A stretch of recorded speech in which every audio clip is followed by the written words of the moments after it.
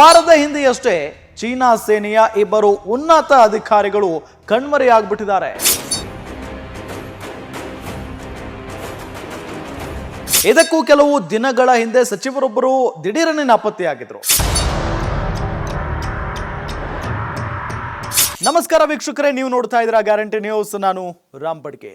China ಸರ್ಕಾರ ವಿರೋಧ ಮಾಡಿದವರನ್ನ ಸದ್ದಿಲ್ಲದೆ ತೆರೆಮರೆಗೆ ಸರಿಸುವ ಪ್ರಯತ್ನ ಆಗಾಗ ನಡೆಯುತ್ತಲೇ ಇದೆ.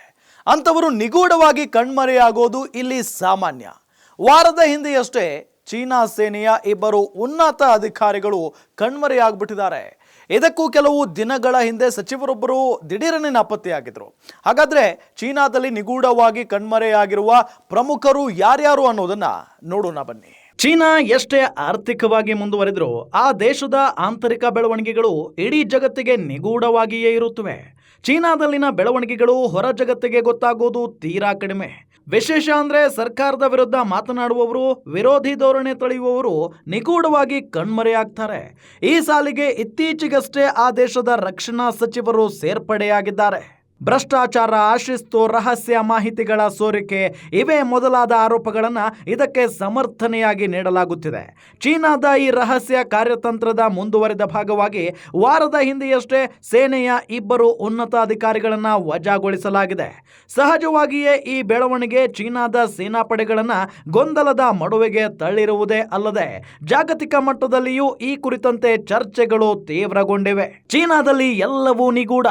ಚೀನಾದ ಹಾಲಿ ಅಧ್ಯಕ್ಷ ಕ್ಸಿ ಜಿನ್ಪಿಂಗ್ ಅವರ ಅಧಿಕಾರಾವಧಿಯಲ್ಲಿ ಅಲ್ಲಿನ ಸೇನಾಪಡೆಗಳಲ್ಲಿ ವಜಾ ಮತ್ತು ಕಣ್ಮರೆ ಕಂಪನಗಳು ಹೆಚ್ಚುತ್ತಿವೆ. 2017ರಲ್ಲಿ ಅಂದಿನ ರಕ್ಷಣಾ ಸಚಿವರಾಗಿದ್ದ ಲೀ ಶಂಗು ಅವರ ಪದಚ್ಯುತಿಯಿಂದ ಪ್ರಾರಂಭಗೊಂಡ ಈ ಉಚ್ಚಾಟನೆ ಸರಣಿ ಈಗಲೂ ಮುಂದುವರೆದಿದೆ. ಕ್ಸಿ ಜಿನ್ಪಿಂಗ್ ಅಧ್ಯಕ್ಷ ಗಾದಿಗೇರುತ್ತಿದ್ದಂತೆ ತನ್ನ ಬೆನ್ನಿಗೆ ನಿಂತಿದ್ದ ಮತ್ತು ಆಪ್ತ ವಲಯದ ಸೇನೆಯ ಹಿರಿಯ ಅಧಿಕಾರಿಗಳನ್ನ ಸೇನೆಯ ಪ್ರಮುಖ ಹುದ್ದೆಗಳಿಗೆ ನೇಮಿಸಿದ್ರು. ಈಗ ಅಂತಹ ಅಧಿಕಾರಿಗಳ ವಿರುದ್ಧನೇ ಭ್ರಷ್ಟಾಚಾರ, ಅಶಿಸ್ತಿನ ಆರೋಪ ಹೊರಿಸಿ ಪದಚ್ಯುತಿಗೊಳಿಸುತ್ತಿದ್ದಾರೆ. ಇಷ್ಟು ಮಾತ್ರವಲ್ಲ, ಹೀಗೆ ಅಧಿಕಾರದಿಂದ ಪದಚ್ಯುತಗೊಂಡ ಸೇನೆಯ ಉನ್ನತ ಅಧಿಕಾರಿಗಳು ಮತ್ತು ರಕ್ಷಣಾ ಕೈಗಾರಿಕೆಗಳ ಕಾರ್ಯನಿರ್ವಾಹಕರಲ್ಲಿ ಹಲವರು ದಿಢೀರನೆ ಕಣ್ಮರೆಯಾಗೋದು, ಕೆಲವರು ಆತ್ಮಹತ್ಯೆಗೆ ಶರಣಾಗೋದು, ಮತ್ತೊಂದಿಷ್ಟು ಮಂದಿ ಕೆಲವು ತಿಂಗಳುಗಳ ಬಳಿಕ ಏಕಾಏಕಿ ಪ್ರತ್ಯಕ್ಷವಾಗುವುದು ನಡೆಯುತ್ತಲೇ ಇದೆ. ಜಿನ್ಪಿಂಗ್ ರನ್ನ ಕಾಡುತ್ತಿದೆಯಾ ಅಭದ್ರತೆ?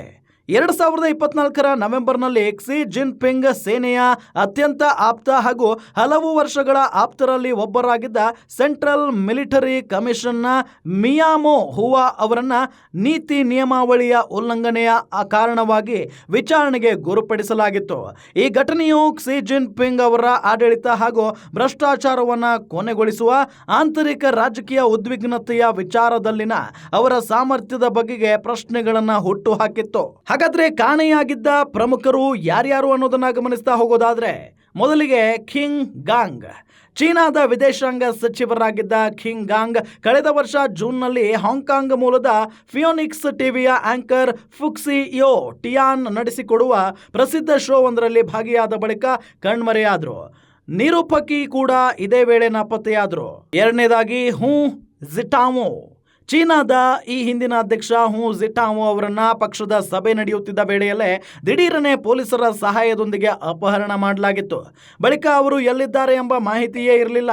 2022ರ ಡಿಸೆಂಬರ್ನಲ್ಲಿ ಒಮ್ಮೆ ಅವರು ಪ್ರತ್ಯಕ್ಷರಾದರು. ಆದರೆ ಆನಂತರ ಅವರು ಬಹಿರಂಗವಾಗಿ ಕಾಣಿಸಿಕೊಂಡೇ ಇಲ್ಲ. ಮೂರನೇದಾಗಿ ಜಾಕ್ ಮಾ. ಚೀನಾದ ಅತ್ಯಂತ ಯಶಸ್ವಿ ಉದ್ಯಮಿ, ಇ ಕಾಮರ್ಸ್ ಅಲಿಬಾಬಾ ಕಂಪನಿ ಸ್ಥಾಪಕ ಜಾಕ್ ಮಾ 2020ರ ನವೆಂಬರ್ನಲ್ಲಿ ದಿಢೀರನೆ ನಾಪತ್ತೆಯಾದರು.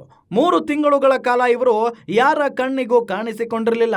ಚೀನಾ ಆಡಳಿತವನ್ನ ಟೀಕಿಸಿದ್ದೇ ಅವರ ನಾಪತ್ತೆಗೆ ಕಾರಣ ಅಂತ ಹೇಳಲಾಗುತ್ತೆ. ಗುವೋ ಗುವಾಂಗಾಂಗ್. 2015ರಲ್ಲಿ ಫಾಸುನ್ ಇಂಟರ್ನ್ಯಾಷನಲ್ನಲ್ಲಿ ಅಧ್ಯಕ್ಷರಾದ ಗುವಾ ಗುವಾಂಗಾಂಗ್ ಸಹಿತ 5 ಮಂದಿ ಕಣ್ಮರೆ. ಭ್ರಷ್ಟಾಚಾರ ಆರೋಪದ ಮೇಲೆ ಇವರನ್ನ ಬಂಧಿಸಿ ಬಳಿಕ ಬಿಡುಗಡೆ ಮಾಡಲಾಗಿತ್ತು. ಇನ್ನು 5ನೇದಾಗಿ ಫ್ಯಾನ್ ಬಿಂಗಿಂಗ್. 2018ರ ಜುಲೈನಲ್ಲಿ ಮೆಗಾಸ್ಟಾರ್ ಫ್ಯಾನ್ ಬಿಂಗಿಂಗ್ ಕೂಡ ದಿಢೀರನೆ ನಾಪತ್ತೆಯಾದರು. 1 ವರ್ಷ ಕಾಲ ಈಕೆ ಎಲ್ಲಿಯೂ ಬಹಿರಂಗವಾಗಿ ಕಾಣಿಸಿಕೊಂಡಿರಲಿಲ್ಲ. ಅಲ್ಲದೆ ತೆರಿಗೆ ಕಟ್ಟದ ಆರೋಪದ ಮೇಲೆ ಭಾರೀ ಪ್ರಮಾಣದ ದಂಡ ತೆರಬೇಕಾಯಿತು. ಪೆಂಗ್ ಶೂಯಿ ಚೀನಾದ ಟೆನ್ನಿಸ್ ಆಟಗಾರ್ತಿಯಾಗಿದ್ದ ಇವರು 2021 ನವೆಂಬರ್ನಲ್ಲಿ ಮಾಜಿ ಉಪ ಪ್ರಧಾನಿ ಮೇಲೆಯೇ ಲೈಂಗಿಕ ಕಿರುಕುಳದ ಆರೋಪವನ್ನ ಬಹಿರಂಗವಾಗಿ ಮಾಡಿದ್ರು. ಆದರೆ ಈ ಘಟನೆ ನಡೆದ ಅವರು ದಿಢೀರನೆ ನಾಪತ್ತೆಯಾಗಿದ್ರು. ಇದುವರೆಗೆ ಇವರು ಎಲ್ಲಿದ್ದಾರೆ ಎಂಬ ಬಗ್ಗೆ ಮಾಹಿತಿ ಕೂಡ ಇಲ್ಲ. ಮೆಂಗ್ ಹಾಂಗ್ವಿ ಇವರು ಚೀನಾದ ಮೊದಲ ಇಂಟರ್ಪೋಲ್ ಮುಖ್ಯಸ್ಥ. 2018 ಸೆಪ್ಟೆಂಬರ್ನಲ್ಲಿ ಫ್ರಾನ್ಸ್ನಿಂದ ಚೀನಾಕ್ಕೆ ಬರುತ್ತಿದ್ದಾಗ ನಾಪತ್ತೆಯಾಗಿದ್ದಾರೆ. ಅನಂತರದಲ್ಲಿ ಭ್ರಷ್ಟಾಚಾರ ಆರೋಪ ಹಿನ್ನೆಲೆಯಲ್ಲಿ ಅವರನ್ನ ಬಂಧಿಸಲಾಗಿತ್ತು ಅಂತ ಚೀನಾ ಸರ್ಕಾರ ದೃಢಪಡಿಸಿತ್ತು.